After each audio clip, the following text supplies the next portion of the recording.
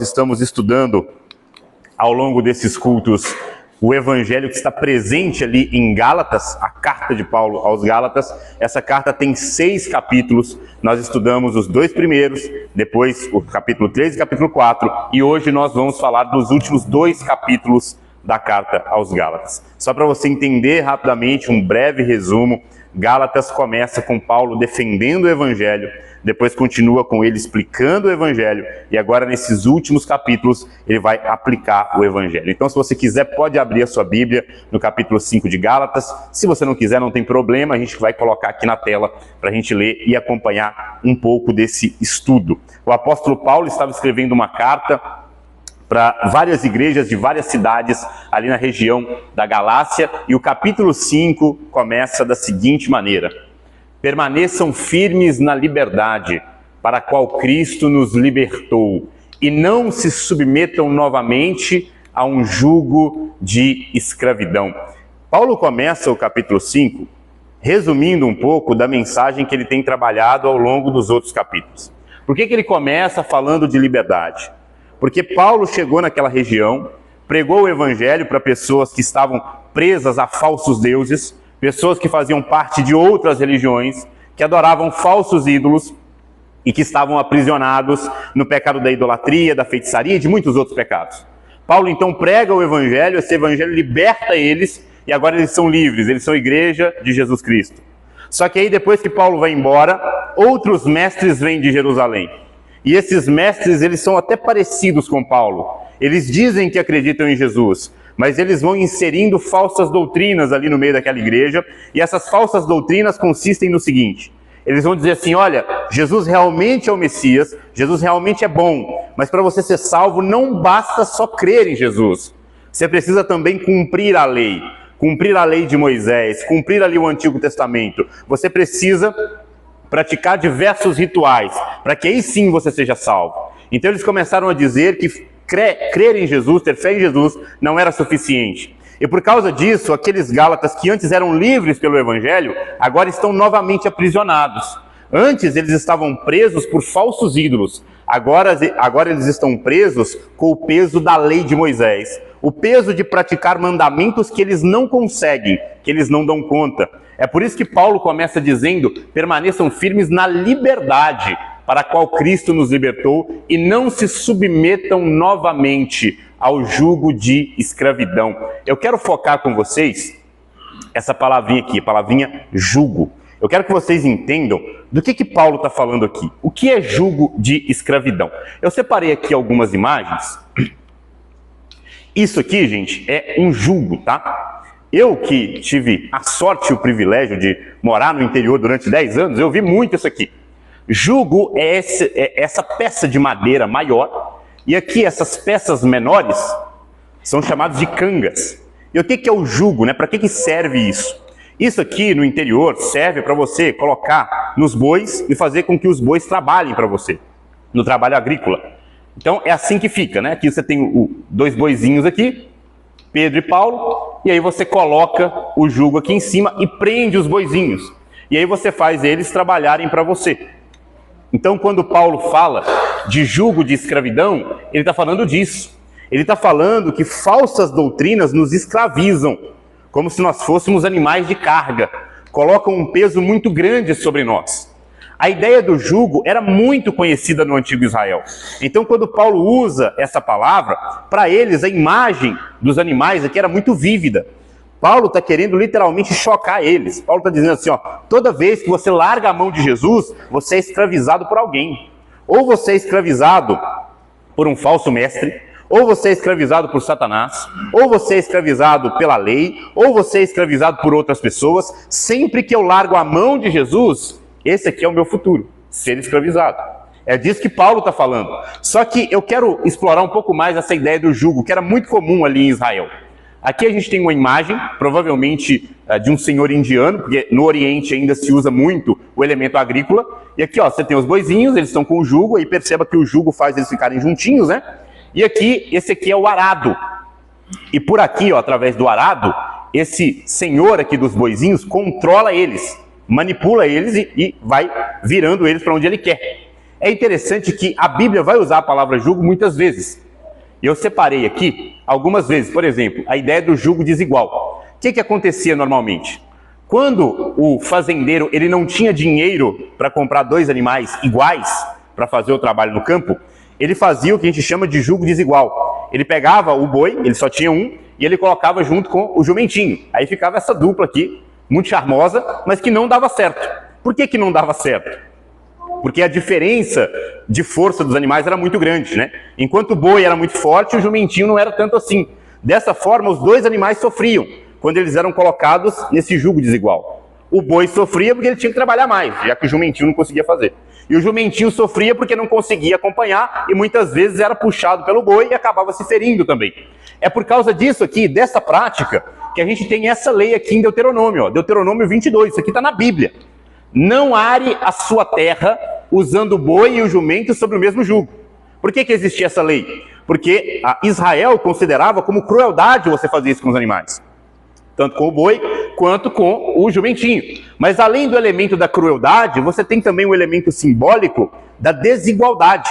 E é o que Paulo vai lançar a mão quando ele escreve 2 Coríntios, ele diz assim, ó, aí aqui ele já não está falando de animais, ele está falando de nós, de pessoas, né? E ele está dando dicas de relacionamento.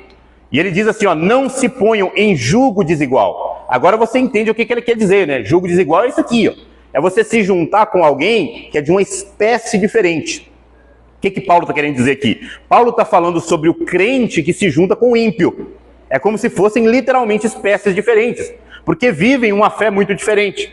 E Paulo diz assim, ó, não se ponham em jugo desigual com os descrentes, pois o que tem em comum a justiça e a iniquidade?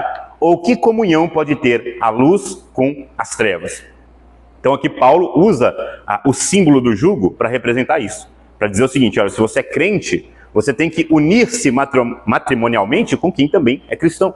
Porque senão a sua vida vai ser muito mais difícil, como o boizinho e o jumento. Não vai haver a concordância ali. Só que é claro que isso aqui é um conselho de Paulo para aqueles que ainda não se casaram. Porque para os casados, ele diz assim, ó, se você é casado e você é crente e o seu marido não é, ou a sua mulher não é, você não vai largá-lo. O seu papel é santificá-lo através do seu testemunho.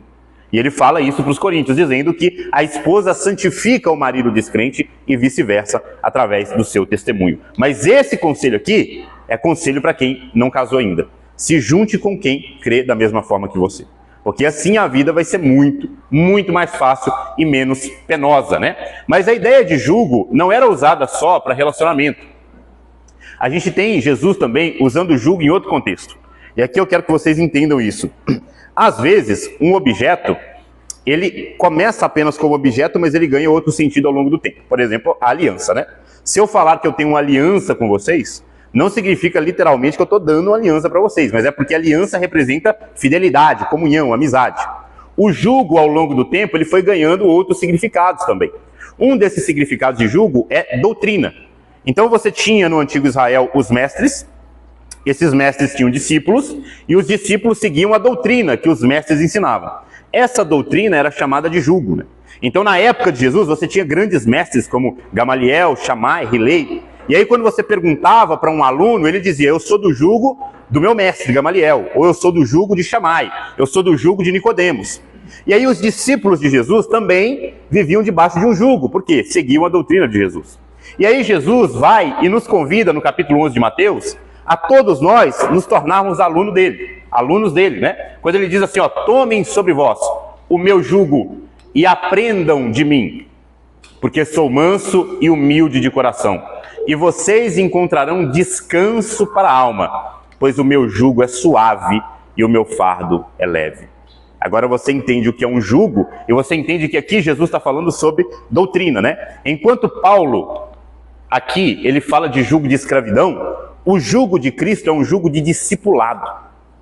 Assim como o dono dos bois controla a direção para onde eles vão através do jugo, assim também Jesus controla a nossa vida, a partir do momento em que nos colocamos debaixo do discipulado dele. Então, o jugo de Jesus é suave, mas o jugo de qualquer outra pessoa, ou de qualquer outra coisa que não seja Cristo, esse jugo é pesado. E é chamado de jugo de escravidão. Quando a gente avança ainda no capítulo 5, o apóstolo Paulo vai dizer o seguinte: ouçam bem o que eu, Paulo, digo. Caso se deixem circuncidar, Cristo de nada servirá a vocês. Aqui Paulo ele vai trazer à memória um assunto que ele já tinha falado nos capítulos anteriores, que é o problema ou a polêmica da circuncisão.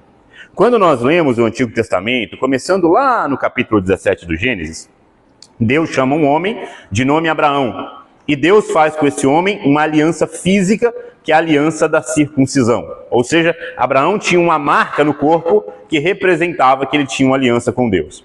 Aqueles pregadores que estavam na Galácia e que eram inimigos de Paulo, diziam que para que uma pessoa fosse salva, não bastava só crer em Jesus, ela também tinha que se circuncidar. E Paulo escreve essa carta para bater nessa tecla, para dizer que você não precisa ajudar Jesus a te salvar. Essa é a mensagem central de Gálatas. A mensagem central é que Jesus fez tudo por você sozinho. Você não estava lá ajudando ele a carregar a cruz. Você não estava lá tomando chibatada no lugar dele. Tudo o que ele fez sozinho. Quando ele venceu a morte, ele não pediu a sua ajuda. Então, na hora de te salvar, você também não precisa ajudá-lo através da circuncisão. É isso que Paulo está querendo mostrar. E aí Paulo diz o seguinte: mais uma vez declaro, a todo homem que se deixa circuncidar, e aqui é literalmente homem porque a circuncisão era só para o macho, né? Você não tinha circuncisão para mulheres. A todo homem que se deixa circuncidar, que ele está obrigado a cumprir toda a lei. Isso aqui é interessante porque aqueles falsos mestres que estavam na Galácia, eles eram muito espertinhos. Eles pegavam a lei do Antigo Testamento e aquilo que eles consideravam mais agradável e mais fácil de praticar, eles colocavam como obrigação para os outros. Vocês têm que cumprir isso aqui. Mas existiam várias leis ali que eles próprios não conseguiam cumprir. E ainda assim eles enganavam as pessoas dizendo: olha, se você cumprir a cartilha certinho, você vai para o céu. Se você vier em todos os cultos, se você não errar na hora do dízimo, se você cantar todas as canções, se você orar bonitinho, ou seja, se você for cumprindo a cartelinha, Jesus vai anotando lá os seus benefícios e aí você é salvo através da sua conduta. Só que Paulo está mostrando o seguinte: olha, se vocês querem se circuncidar, ou seja, se vocês querem cumprir um mandamento da lei, vocês vão estar obrigados a cumprir a lei inteira. E o que é essa lei inteira que Paulo está falando? Se você pegar o livro do Êxodo, que é o segundo livro da Bíblia, e ir até o Deuteronômio, que é o quinto livro, ali você tem um conjunto de 613 leis que todo judeu deveria praticar. Paulo está dizendo o seguinte: olha, não adianta você fazer um pedaço da lei e não fazer o restante.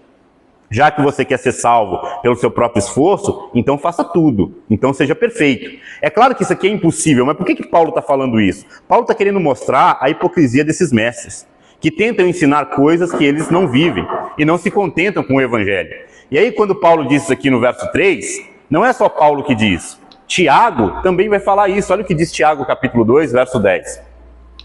Pois quem obedece a toda a lei, mas tropeça em apenas um ponto, torna-se culpado de quebrá-la inteiramente. Porque aquele que disse não adultere, também disse não assassine. Se você não comete adultério, mas comete assassinato, torna-se transgressor da lei. Tiago está complementando a fala de Paulo, dizendo o seguinte: olha, não adianta você olhar para a sua vida e você achar que você é mais justo do que o seu vizinho, porque você não fez as coisas que ele fez de errado, né? Então, às vezes a gente mora perto de alguém que é tão atribulado que parece que é até mais fácil entrar no céu, né? Porque aquela pessoa ali é muito pior do que eu. Só que aí, Tiago está dizendo o seguinte: olha, não adianta, quem obedece toda a lei, mas tropeça em apenas um ponto, torna-se culpado de quebrá-la inteiramente. Como que a gente consegue aplicar isso hoje em dia? Como que eu consigo entender isso na minha realidade?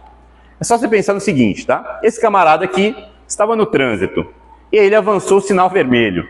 E o policial agora está multando ele, por isso que ele não está nada satisfeito. Só que aí, o que aconteceu? Quando o policial chegou com a multa, esse rapaz aqui, hipoteticamente, ele falou assim: ô seu policial, não me multa não, porque, olha, eu sou casado há 20 anos e eu nunca traí a minha mulher.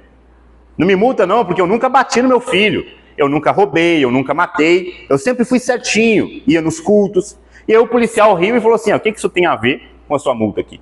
O fato de você não ser culpado por outros crimes não significa que você é inocente desse crime que você cometeu.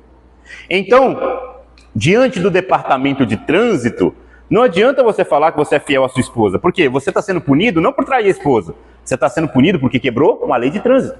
Então é isso que Tiago e Paulo estão dizendo. Eles estão dizendo o seguinte: olha, é muito fácil você olhar para aquela lista de mandamentos mais tradicional e começar a fazer umas eliminações ali, ó. Não matar, beleza, nunca matei ninguém, então eu tô salvo.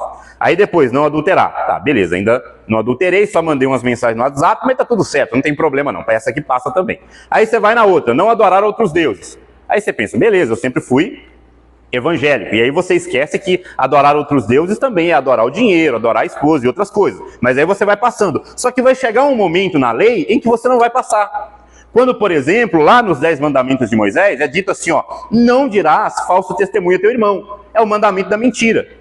E aí você não pode dizer que você não mentiu. Em algum momento da vida você mentiu. E o texto de Tiago diz o seguinte, olha, se você mentiu lá atrás, não importa se foi uma vez só, você já tropeçou em toda a lei. Ou seja, você se tornou indigno de entrar no céu pelo seu próprio mérito. É por isso que você precisa de alguém para te ajudar. Aliás, mais do que ajudar, é por isso que você precisa de alguém para te salvar. É por isso que nós chamamos Jesus de Salvador. Porque ele faz aquilo que nós não conseguiríamos fazer. Então você precisou ser salvo. É isso que Tiago e Paulo estão falando aqui. E aí Paulo diz, ó, vocês querem se circuncidar? Vocês querem praticar a lei? Então vai lá e pratica tudo. Paulo está dizendo isso para eles entenderem que eles não conseguem praticar tudo. Verso 4. Vocês que procuram ser justificados pela lei, se separam de Cristo, caíram da graça. Pois por meio do Espírito aguardamos pela fé a esperança da justiça. Esse verso 4 aqui ele é bem interessante e bem polêmico, né? Porque aqui Paulo está sendo bastante duro com eles, dizendo que se eles procuram ser justificados pela lei, e o que é essa lei? É a ideia de que eu posso praticar todos os mandamentos o tempo todo, né? Se você procura ser justificado pela lei, você se separa de Cristo e cai da graça. Cair da graça é algo muito sério, porque a Bíblia estabelece que a graça é a plataforma da salvação. Não tem como ser salvo sem graça. Então, se você caiu da graça, isso implicaria condenação eterna. Mostrando que quanto mais você acredita nos seus próprios méritos, mais você desacredita de Cristo. Ou seja, Paulo está chamando os Gálatas e todos nós a humildade de entender o seguinte: eu só vou para o céu porque eu confio no que Jesus fez por mim. Não tem como eu ir para o céu confiando naquilo que eu mesmo fiz por mim. Verso 5 ele diz, pois por meio do Espírito aguardamos pela fé a esperança da justiça. Quando a gente avança aqui, verso de número 6. Porque em Cristo Jesus, nem a circuncisão, nem a incircuncisão tem efeito algum, mas sim a fé que atua pelo amor. Eu sei que essa palavrinha aqui, circuncisão, ela não se comunica muito com o nosso contexto, né? Mas troque circuncisão por batismo, por exemplo. O próprio Paulo vai fazer essa analogia. Então, o que Paulo está dizendo aqui? Ele está dizendo porque em Cristo Jesus, a nossa salvação não acontece porque batizamos ou não batizamos. Porque somos ou não batizados. Até porque, se batismo salvasse, o ladrão da cruz não era salvo. Porque eu não sei se você sabe, não deu tempo de ele tomar banho. Não deu tempo de ir lá e batizar ele. Ele foi salvo unicamente pela fé. E o próprio Jesus ensina isso, lá em Marcos. Quando Jesus diz assim, ó, aquele que crê e for batizado. Antes do for batizado tem o elemento da fé. Então, a fé é que faz o batismo ser validado.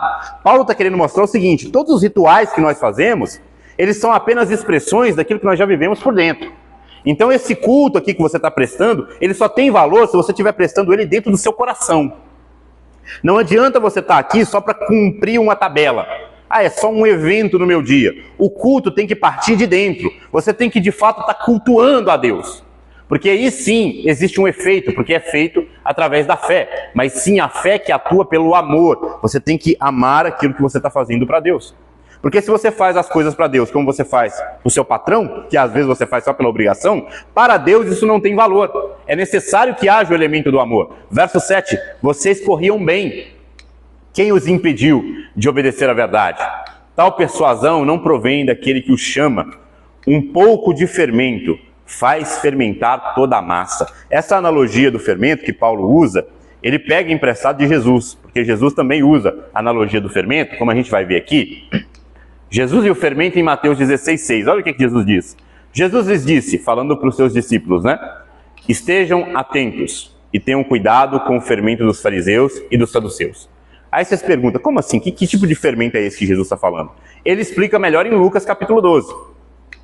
Nesse meio tempo, tendo se reunido uma multidão de milhares de pessoas, ao ponto de atropelarem umas às outras, Jesus começou a falar primeiramente aos seus discípulos, dizendo: tenham cuidado com o fermento dos fariseus, que é a hipocrisia. Por que Jesus e Paulo usam o elemento do fermento? Porque o fermento, você pega um pouquinho só, você coloca na massa. Aquela quantidade de fermento imperceptível, mas ela vai mudar a natureza da massa. A massa vai crescer porque tem um pouquinho de fermento lá dentro. Ou seja, o fermento é pequeno, mas é capaz de mudar a forma final daquilo onde ele entrou. Então, quando Jesus fala do fermento dos fariseus, ele está falando sobre pequenas mentiras, não grandes mentiras, né? Como diz o ditado, ninguém tropeça em montanha, você tropeça em pedrinha.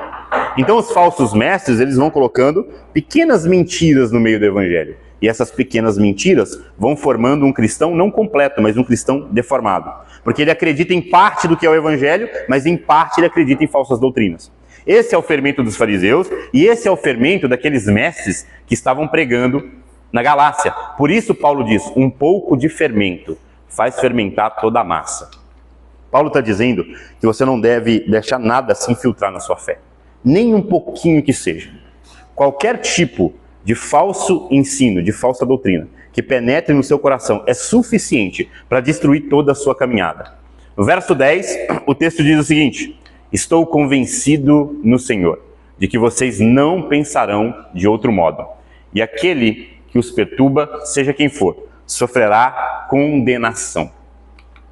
Quando a gente avança aqui para o verso de número 11, olha o que Paulo continua dizendo. Irmãos, se ainda prego a circuncisão, porque continuo sendo perseguido, nesse caso, o escândalo da cruz teria sido removido. Quanto a esses que os perturbam, quem dera que se castrassem. Isso aqui é interessante porque é Paulo mostrando o quanto um cristão às vezes fica nervoso, né, Eliette? Às vezes o crente também fica nervoso, né? Então ele fala assim, ó, tomara que eles se castrassem. Por que ele está falando isso? Porque lá em Deuteronômio, capítulo 23, a gente tem uma lei que diz que o homem que passasse por esse tipo de processo, ele não podia entrar nem mesmo no templo, né? Então, Paulo literalmente está dizendo assim, ó, tomara que eles se deem muito mal. E de onde que vem esse ódio santo de Paulo? É porque Paulo é alguém que ama muito a igreja. E se você ama muito a igreja, se você ama muito as coisas de Deus, se você ama muito o reino de Deus, se você ama muito a cruz de Cristo, existem coisas que vão te incomodar.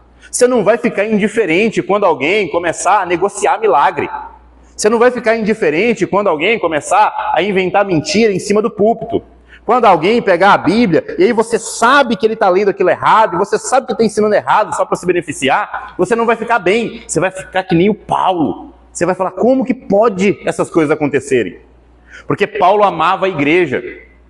E aí no verso 13, olha o que ele diz. Irmãos, vocês foram chamados para a liberdade. Perceba que se aqui ele perde a linha, aqui ele já volta ao normal. Porque o crente fica nervoso, mas depois ele acalma. Ele já chama de irmão, ele fala, irmãos, vocês foram chamados para a liberdade. Contudo, não usem a liberdade para dar ocasião à carne, mas sirvam uns aos outros por meio do amor. Isso aqui é interessante, né? O verso 13 é interessante porque Paulo está falando muito sobre liberdade, liberdade, liberdade, liberdade. E não precisa de lei. Mas aqui ele explica o seguinte, não pense que essa liberdade é liberdade para pecar. Porque tem um monte de gente que às vezes entende o evangelho também do jeito errado, ao contrário. Tem gente que acha que o evangelho é fraco demais. Que eu tenho que crer em Jesus, mas eu tenho que fazer mais um monte de coisa, porque só o evangelho não é suficiente. Mas tem gente que é o contrário, tem gente que fala assim, não, só o evangelho é suficiente, aí eu não vou fazer nada. Eu já acreditei em Jesus, né? Eu já disse que Jesus é Senhor, e aí eu vou ficar fazendo tudo que eu quero, porque no final Jesus vai me perdoar. Existe também a teologia oposta, né? Existe aqueles que são legalistas demais, que tem que fazer um monte de regrinha para ir para o céu, mas existem aqueles que são largados demais. Não, o importante é que eu tenho Jesus no meu coração. Ah, eu conheço tanta gente assim. Eu tenho Jesus no meu coração. Aí fuma 4 maços de samarino depois. Porque Jesus está no coração, então está tudo certo, né? Se ela morrer de infarto, nem Jesus leva para o céu. Quando na verdade Paulo está dizendo, olha, não usa a liberdade que Cristo te deu para você pecar tranquilamente. Não existe isso. O cristão de verdade não peca com tranquilidade. Mas a gente vai falar disso daqui a pouco. Olha o que diz o verso de número 14. Pois toda a lei se cumpre em um só mandamento. Ame ao seu próximo como a você mesmo. Olha que interessante, né? Paulo está dizendo o seguinte, vocês estão aí tentando cumprir um monte de mandamentos que vocês não conseguem. Quando, na verdade, existe só um mandamento para se cumprir: amar ao próximo. É só isso. Porque se você ama o próximo, eu não preciso chegar para você com uma listinha dizendo assim, ó, você não pode falar mal do próximo, você não pode roubar o próximo, você não pode invejar o próximo, basta que você o ame. E o que é o amor que Paulo está trazendo aqui? O amor pelo próximo é desejar para o outro aquilo que eu queria para mim. Isso é o amor verdadeiro. E Paulo está dizendo que se os Gálatas amassem uns aos outros, eles estariam agradando a Deus de verdade. Porque às vezes a gente quer agradar a Deus através dos nossos rituais, quando Deus quer ser de fato cultuado através dos nossos relacionamentos. Então eu agrado a Deus não necessariamente pelo que eu faço no culto, mas pelo que eu faço fora do culto. Porque é fora do culto que eu mostro o testemunho de que de fato o Evangelho habita dentro de mim. Então quando a gente avança aqui no verso 14, pois toda a lei se cumpre, a gente já leu, né? No verso 15, mas se vocês mordem e devoram uns aos outros, cuidado para não se destruírem mutuamente. Paulo estava sabendo de alguma coisa aqui, tá? Porque quando ele manda esse texto, ele está dizendo o seguinte: olha, eu fiquei sabendo aí que agora vocês querem ser salvos pela lei, que vocês querem praticar todos os rituais do Antigo Testamento, mas eu também fiquei sabendo que vocês se mordem e se devoram. Esse termo aqui no grego indica que dentro daquela igreja haviam constantes brigas por poder. Então eles diziam amar a Deus, mas na verdade eles odiavam uns aos outros. E aí como que isso se dá? Como que esse evangelho pode ser verdadeiro? Como que eu posso, e aí João vai dizer isso, né? Como que eu posso dizer que eu amo a Deus se eu não consigo amar o meu próximo? Se eu não amo o meu próximo que eu vejo, que dirá amar um Deus que eu não vejo? Paulo está dizendo isso no verso 15, e aí no verso 16 ele continua: por isso eu digo, vivam pelo Espírito, e de modo nenhum satisfarão os desejos da carne. Pois a carne deseja o que é contra o Espírito. O Espírito, o que é contra a carne. Eles estão em conflito um com o outro, de modo que vocês não fazem o que desejam. Isso aqui é muito legal, porque Paulo está mostrando que a nossa vida é uma dualidade. Você está sempre servindo alguém. E nunca é você mesmo, por incrível que pareça. Você está sempre ou servindo a Deus, porque toda vez que você faz algo de bom, você está servindo a Deus, você está prestando um culto a Deus, ou você está servindo a sua própria carne, que a Bíblia às vezes chama de pecado e às vezes chama de diabo. E é interessante que o final do verso 17, ele diz assim, ó: espírito e carne estão em conflito um contra o outro, de modo que vocês não fazem o que desejam. No final, a sua liberdade não existe, porque sempre vai ter alguém te dominando. A grande questão é quem é que te domina. É o Espírito Santo ou é o espírito desse mundo? É a lei do pecado, né? Quando a gente vai para o verso 18, olha o que Paulo continua dizendo: todavia, se vocês são conduzidos pelo Espírito, não estão debaixo da lei. Ora, as obras da carne são manifestas: imoralidade sexual, impureza, devassidão, idolatria, feitiçaria, inimizades, desavenças, ciúmes, ira, egoísmo, dissensões e facções. Aqui a coisa começa a ficar interessante. Paulo, ele vai listar as obras da carne. E aí quando ele diz aqui, ó, as obras da carne são manifestas, essa palavra manifesta aqui significa conhecida. Paulo está dizendo assim, ó, até na época que vocês não eram crentes, vocês já sabiam que isso aqui era errado. Porque basta você fazer um censo, né? Você pode perguntar para qualquer pessoa. A maioria das pessoas vai entender que isso aqui é errado. Ou seja, as obras da carne, as obras desse mundo, elas são claras. Ninguém está pecando por inocência. Ninguém está pecando porque, eu não sabia que era. As obras da carne são manifestas. E aqui Paulo, ele vai falar de vários pecados que a gente pode dividir em categorias, tá? 3 categorias de pecado que Paulo está trabalhando aqui em Gálatas capítulo 5. Primeiro, pecados de ordem sexual. São esses primeiros aqui. As obras da carne são imoralidade, impureza e devassidão. Essas palavras aqui são termos bastante genéricos, né? Mas aqui dentro cabe todo tipo de pecado sexual que a gente sabe que é pecado, como adultério, quando pessoas casadas estão traindo seus cônjuges; prostituição, né? Quando pessoas se relacionam por dinheiro; fornicação, relações ilícitas fora do casamento; homossexualidade, zoofilia. Tá tudo encaixado aqui. Tudo encaixado aqui. E aí Paulo fala, portanto, dessa primeira ordem, de pecados sexuais, e depois ele vai falar de pecados de ordem religiosa, como a idolatria e a feitiçaria. A idolatria, que a gente já falou e já explicou amplamente, né? O que era a idolatria? No Antigo Testamento, era quando o israelita se curvava diante de uma estátua e chamava aquela estátua de divindade. Mas não só isso. Idolatria também acontecia quando qualquer pessoa colocava no centro do seu coração qualquer coisa que não fosse Deus. Ou seja, a idolatria não acontece só quando eu me dobro diante de uma imagem física, mas quando eu dedico a minha vida principalmente a qualquer outra coisa que não seja Cristo. Quando Jesus deixou de ser o top 1 da sua vida, se ele se tornou o top 2, se ele está no segundo plano, a partir daquele momento, você já é um idólatra.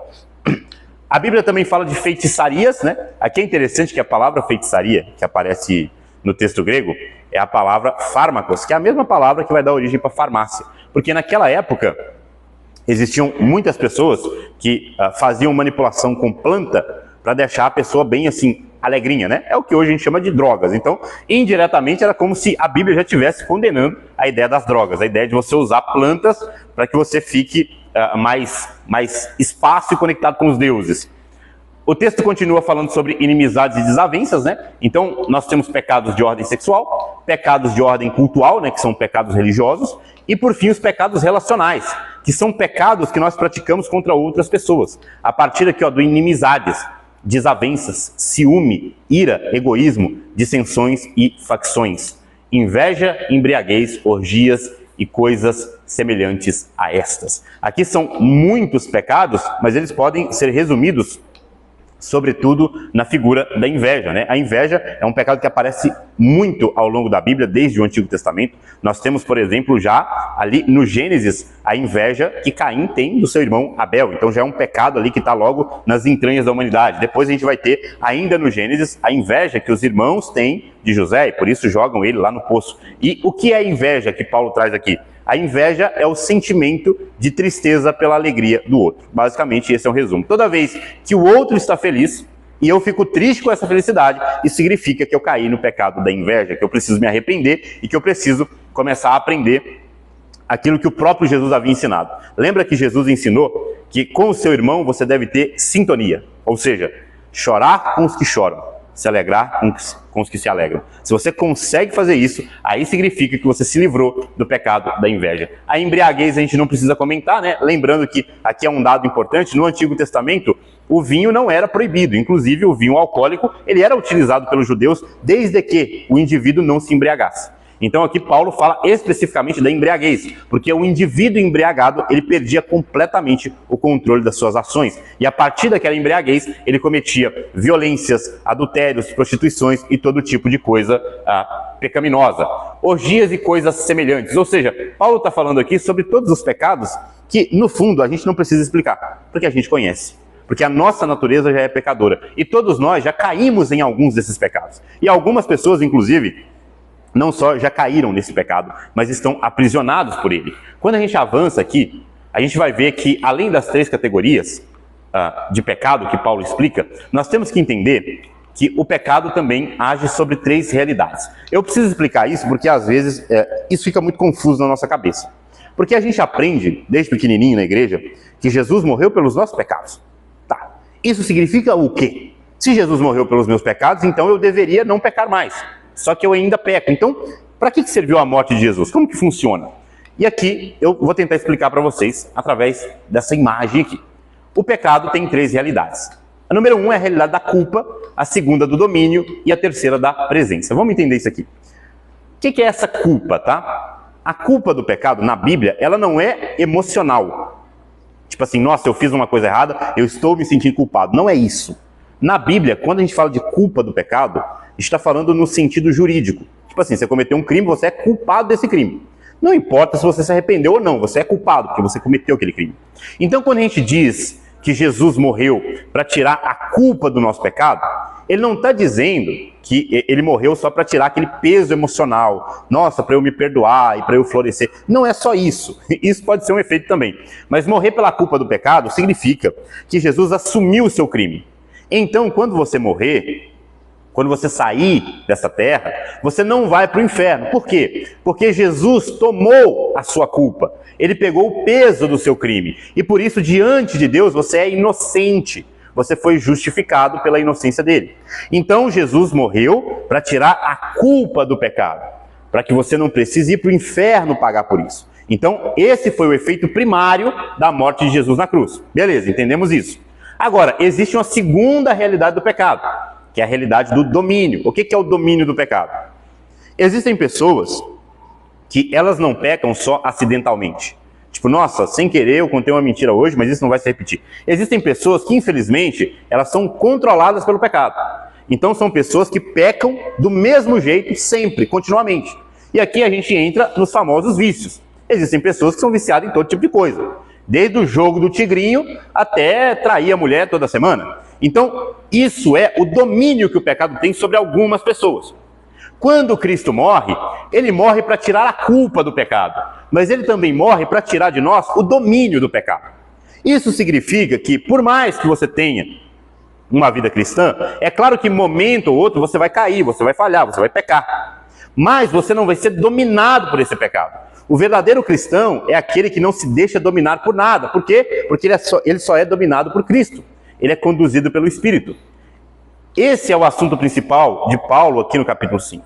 Ele está dizendo que com Cristo, com o Espírito Santo em nós estamos habilitados, nós recebemos poder de Deus para vencer os nossos vícios.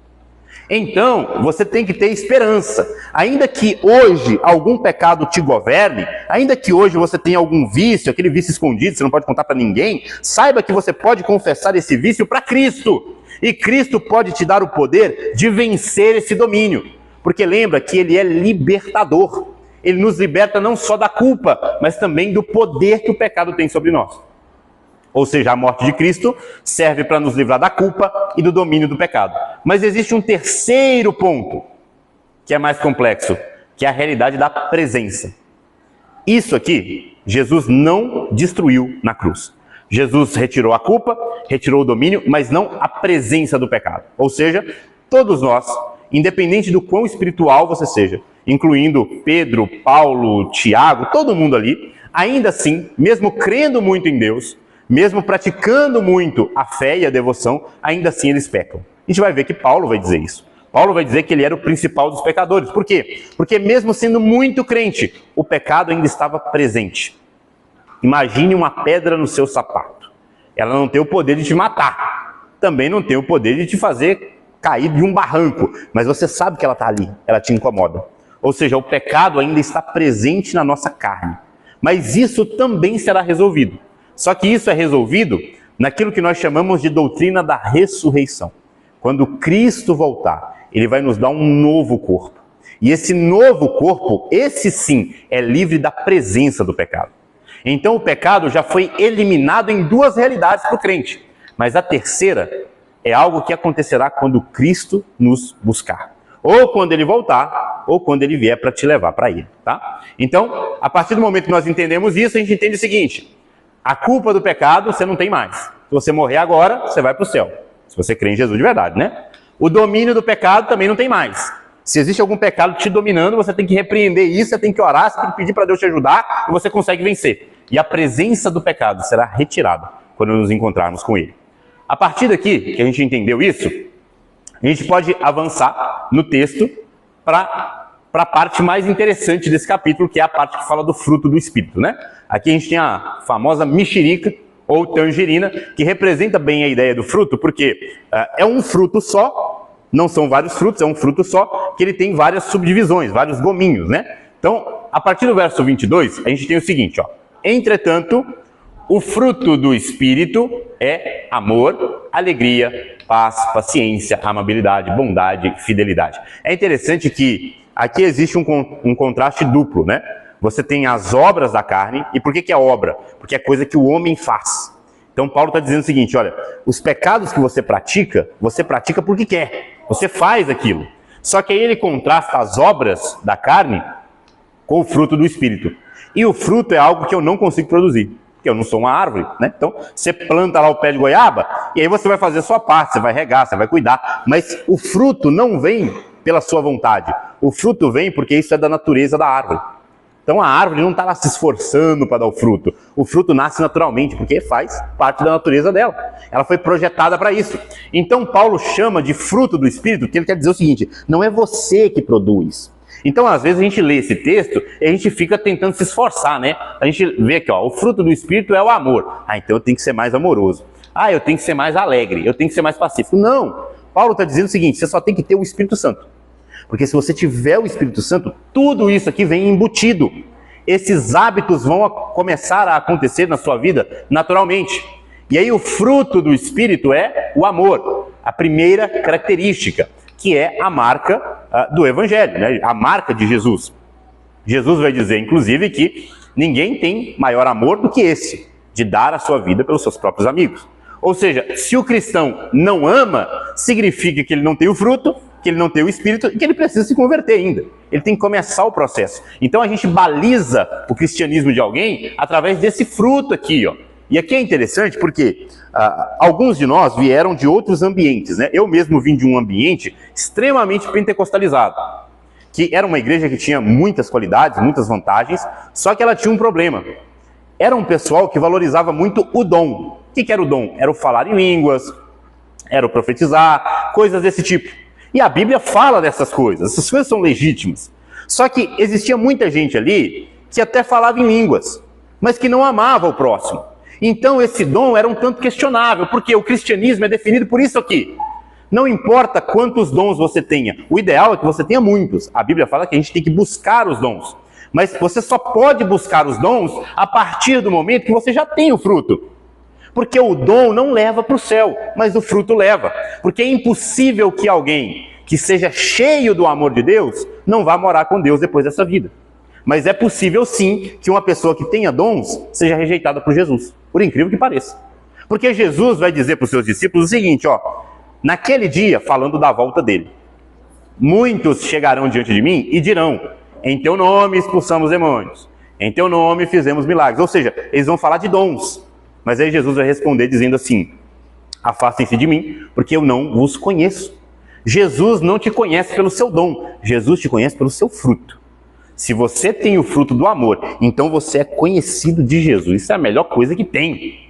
Isso é a melhor coisa que tem, meu pastor. Imagina você chegar lá no portão do céu e você não precisar de ingresso, porque o próprio Jesus vai vir abrir o portão e dizer, esse aqui eu conheço, porque ele tem o dom do amor. E aí você não precisa ter cantado, você não precisa ter pregado, ter orado bonito, você só precisava ter isso aqui, o dom do Espírito, que é o amor. E aí, esse dom, ele vai se desdobrando, começa pelo amor e depois vai para a alegria, né? A alegria é uma marca do texto bíblico, é uma marca do ministério de Jesus e de Deus no Antigo Testamento. A alegria é tão importante para Deus, que quando você lê o livro do Êxodo, parece que tem muita lei, de fato tem muita lei ali, mas também tem as festas. Deus ordenava que o povo festejasse, porque a alegria era um elemento importante do culto. A alegria, inclusive, que aparece lá em Zacarias capítulo 9, numa profecia, 700 anos antes de Jesus nascer, Zacarias profetiza dizendo assim, falando sobre Belém, né? Falando que em Belém, de Belém sairia aquele que seria o rei dos judeus. E aí depois, Zacarias vai falar no verso 9, ele vai dizer que Jerusalém deveria se alegrar, porque o seu rei entraria nela montado em um jumentinho. Então você tem o elemento da alegria muito presente. A alegria é essa que aparece na anunciação de Maria. Quando o anjo Gabriel aparece para Maria, ele cumprimenta ela dizendo, alegre-se, agraciada, porque o Senhor é convosco. Alegre-se. Por que Maria tinha que se alegrar? Porque o Salvador havia chegado para ela. Então é impossível que você tenha o Espírito Santo e não tenha a alegria. Porque qual seria o motivo da sua tristeza? Sabendo que o próprio Deus desceu de sua glória para morrer em seu lugar. Vai ficar triste com o que depois dessa notícia? Além do amor, além da alegria, a gente tem a paz. E aqui ela é a terceira, mas ela é a primeira a se manifestar. Quando alguém recebe o Espírito Santo, o primeiro gomo do fruto que aparece é o gomo da paz. Por que é o da paz? É aquilo que os hebreus chamavam de shalom. É porque a primeira coisa que Jesus fez por você foi te reconciliar com Deus. Porque antes de Jesus, você e Deus estavam brigados. Você só não sabia disso, mas vocês estavam brigados. Porque você vive em pecado e ele vive em santidade. Então não tem como vocês serem amigos. Existia guerra entre você e Deus. E é claro que nessa guerra você estava perdendo. Porque quando chegasse no seu último dia, ele ia te mandar para o inferno. Mas aí veio Jesus e Jesus restabeleceu a paz entre nós e Deus. É por isso que lá no Sermão da Montanha, em Mateus capítulo 5, Jesus vai falar assim, ó, bem-aventurados os que promovem a paz, porque esses serão chamados de filhos de Deus. Não tem como ser filho de Deus vivendo em guerra com Ele. Então tem o amor, tem a alegria, tem a paz, tem a paciência. E aqui ao mesmo tempo que Paulo está falando de hábitos que são comuns para o nosso tempo, ele também está contrastando com o que acontecia na igreja da Galácia.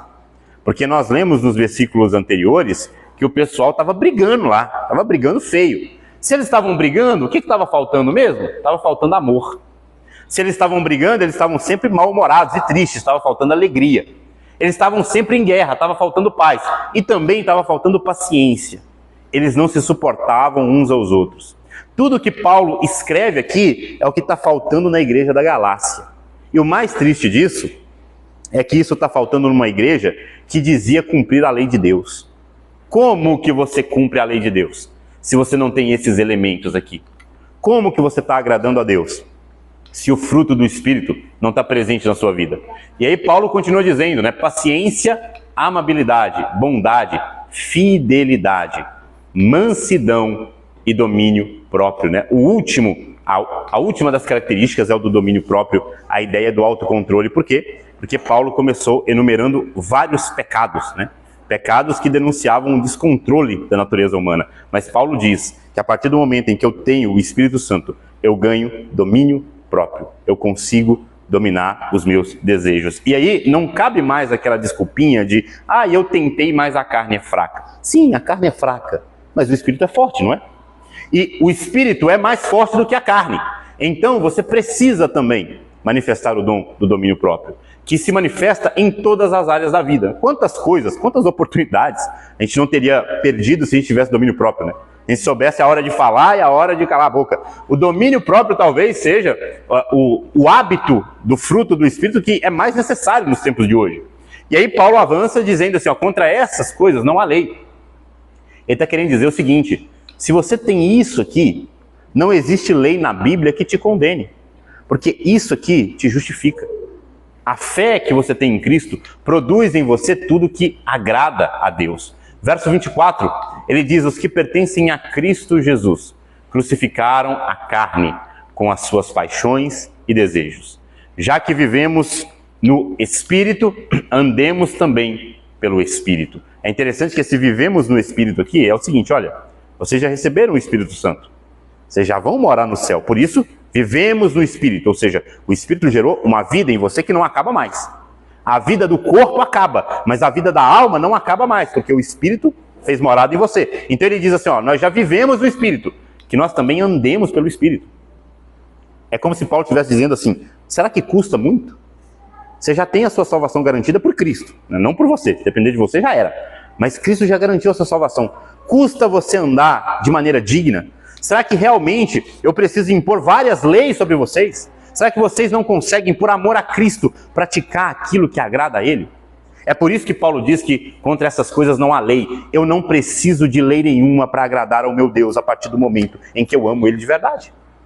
É tipo assim, você não precisa de uma lei para ser fiel à sua esposa, né? Você casou ali, você não precisa que todo dia ela fique te lembrando, você tem que ser fiel. Não, você já está embutido. Você ama ela, não ama? Então naturalmente você já vai ser fiel. Da mesma forma, se eu amo a Cristo, eu serei fiel a Ele. Isso não significa que eu não cometerei nenhum pecado, mas significa que depois do pecado eu terei um profundo arrependimento.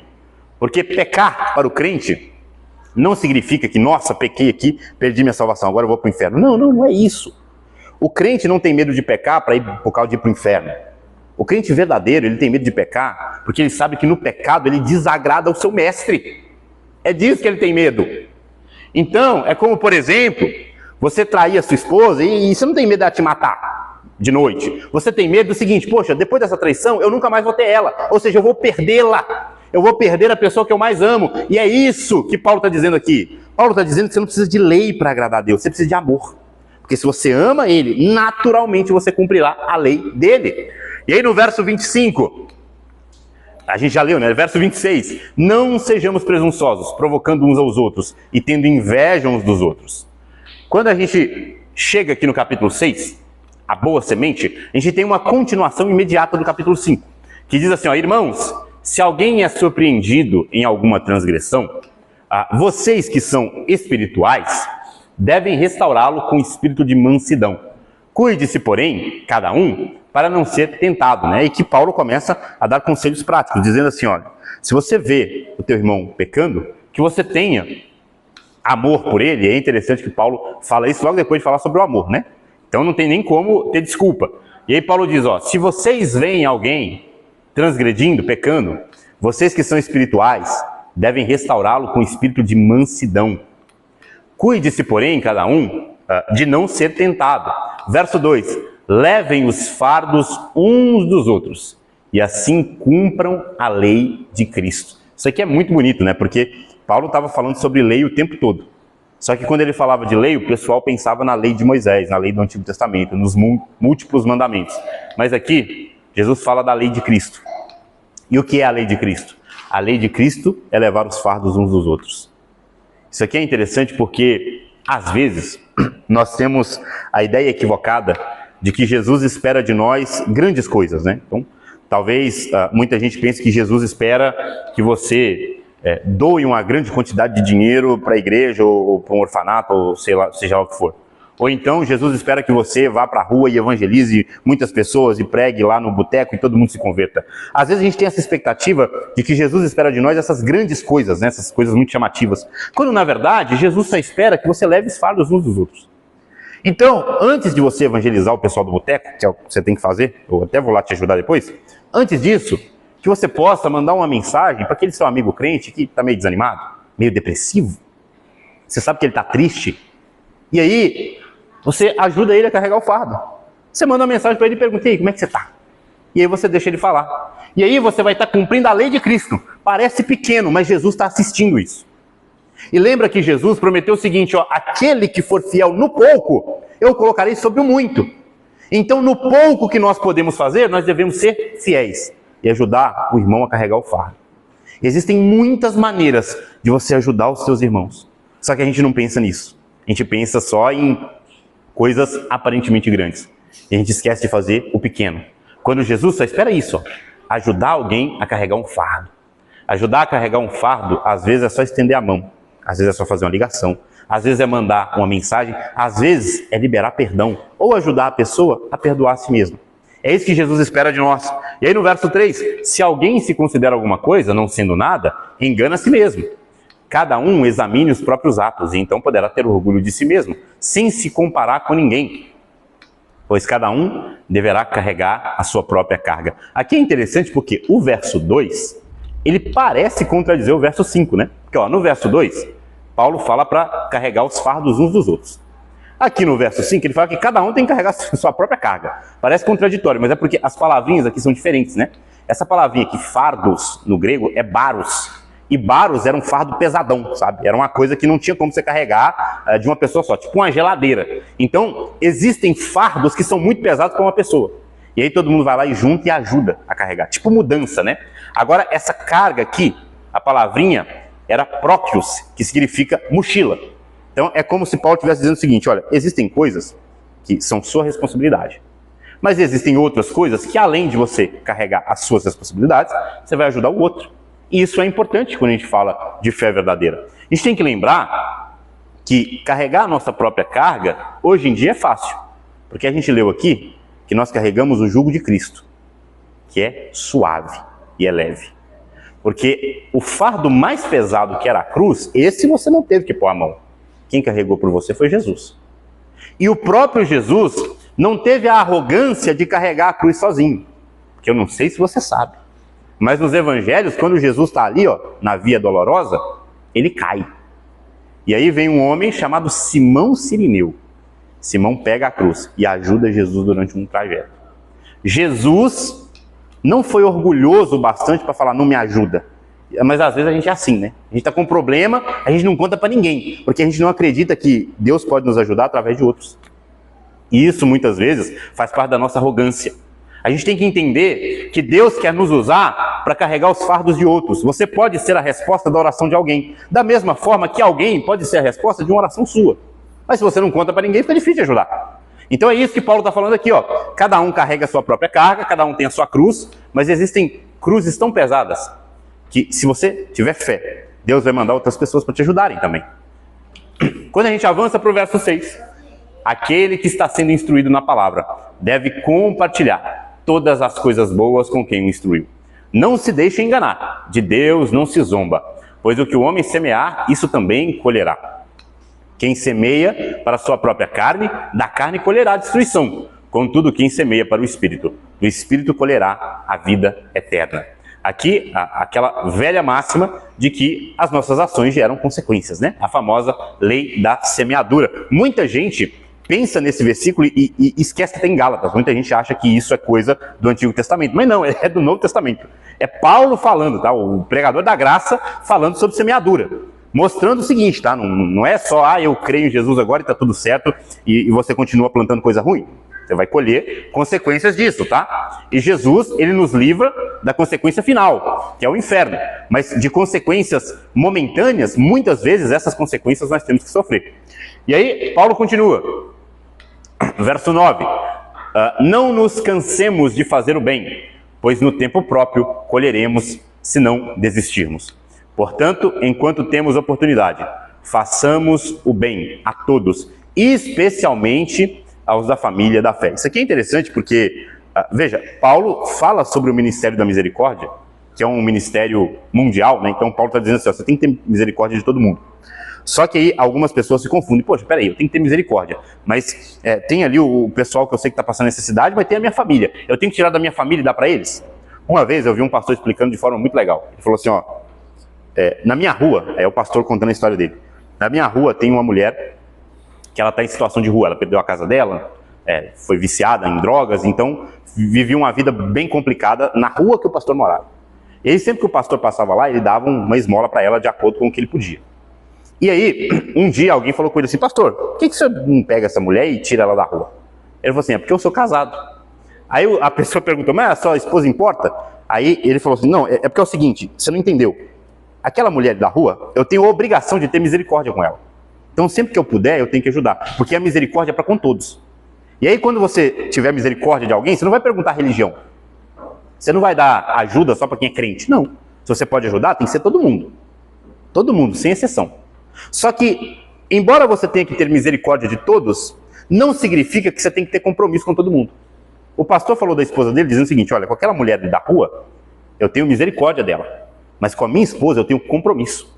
Então eu não posso tirar da minha esposa para dar para ela, porque compromisso é diferente de misericórdia.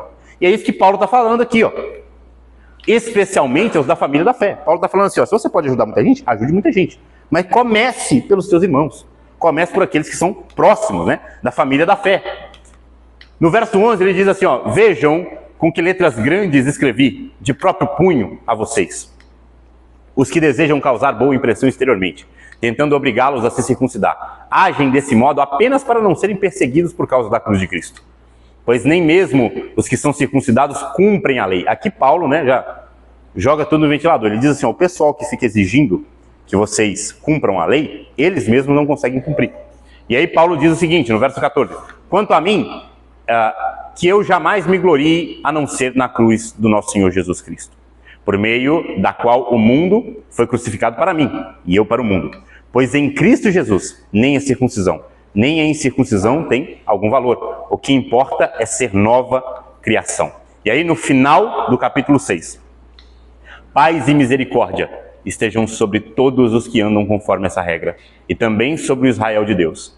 Sem mais que ninguém me perturbe, pois trago no meu corpo as marcas de Jesus. Paulo encerra Gálatas de uma forma muito interessante, dizendo que ele traz no corpo dele as marcas de Jesus. O que seriam essas marcas? As marcas de Jesus representavam na vida de Paulo os muitos sofrimentos e os muitos desafios que ele enfrentou por amor a Cristo. Porque nessa carta inteira ele falou sobre amor, sobre amar a Cristo acima de todas as coisas. E aí eu separei aqui uma listinha de marcas de Jesus na vida de Paulo. Olha que interessante. Quando a gente lê os evangelhos, a gente vê que quando Jesus é traído por Judas e ele é preso, ele vai levar várias chibatadas, né? E aí Paulo ficou com ciúme, também quis levar chibatada. E aí a Bíblia diz que ele recebeu 5 vezes açoites de 39 chibatadas.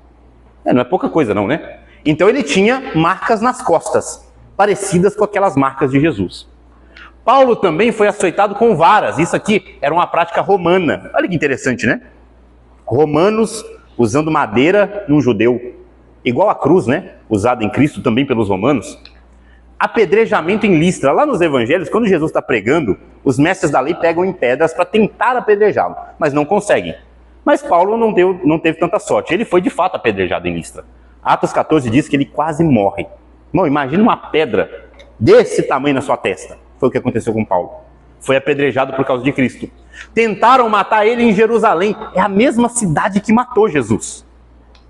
Ele também foi preso. Jesus também, né? Jesus foi preso, julgado por Herodes, julgado por Pilatos, mas Jesus foi preso durante um curto período de tempo. Paulo não. Paulo foi preso em Filipos, depois em Jerusalém. Ele também foi preso em Roma e em Cesareia por 2 anos. Ele passou por várias prisões. Paulo teve que fugir dentro de um cesto, porque o pessoal de Damasco queria matar eles. Lembra que Jesus nos evangelhos passou por 2 tempestades, mas Jesus venceu a tempestade. Paulo não teve a mesma sorte. Paulo naufragou 4 vezes. Foi picado por uma serpente em Malta. Passou fome, sede e frio em várias viagens missionárias. Mas talvez nada tenha doído mais do que o abandono que ele sentiu em Roma, quando seus próprios companheiros o deixaram para trás. Talvez naquele dia em Roma, Paulo tenha se lembrado do que Jesus passou, quando vieram pegá-lo e todos os seus discípulos foram embora. A mesma coisa aconteceu com Paulo. Paulo também tinha uma preocupação com as igrejas, assim como Cristo era preocupado com os seus discípulos. É interessante que, enquanto Jesus entregou sua vida pela igreja, Paulo dedicou a sua vida à igreja até o fim. A tradição cristã nos diz que por volta do ano 67, por ordem do imperador César Nero, Paulo foi decapitado em Roma. Morreu com a cabeça cortada. Foi assassinado como Cristo. É por isso que Paulo pode falar isso aqui, ó. Eu carrego no meu corpo as marcas de Cristo. E isso serve para a gente pensar no seguinte. Paulo passou tanta coisa por causa desse evangelho. E o que eu estou disposto a passar? Quais são os sacrifícios e as renúncias que eu quero passar por causa de Cristo? E ele termina dizendo, irmãos, que a graça do nosso Senhor Jesus Cristo seja com o espírito de vocês. Amém. Você pode ficar de pé no seu lugar?